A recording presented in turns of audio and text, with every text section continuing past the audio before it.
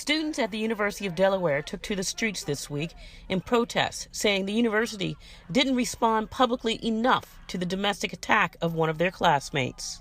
Police records state the victim was at an apartment with her ex-boyfriend, 20-year-old Brandon Fryer of Arnold, Maryland. Police say Fryer sprayed her in the eyes with spray paint and threatened to kill her if she contacted police. He's accused of choking her unconscious and blocking the exit to keep her from leaving the apartment. After about 4 hours, police say he threw the victim down a flight of stairs. She was able to flee and contact police. What that woman went through is horrific. Katie Hood is the CEO of the One Love Foundation. It was started after the murder of Yardley Love in 2010. The Baltimore College student was beaten to death by her ex-boyfriend inside her college dorm at the University of Virginia. The organization addresses the differences between healthy and unhealthy relationships and highlights the warning signs of abuse.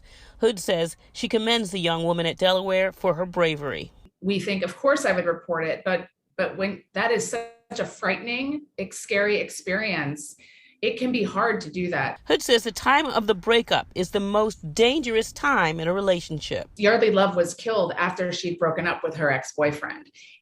People think, and I think friends sometimes think, you should just break up with that person and that's the answer.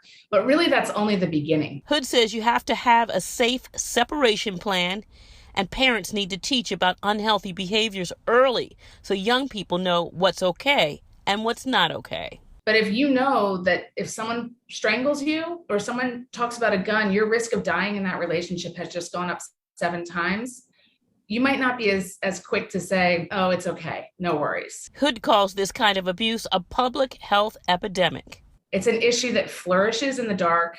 And we really, when I see kids in the street marching for change, that is something we should all feel very positive about, even the institution that's being challenged. Lisa Robinson, WBAL TV 11 News.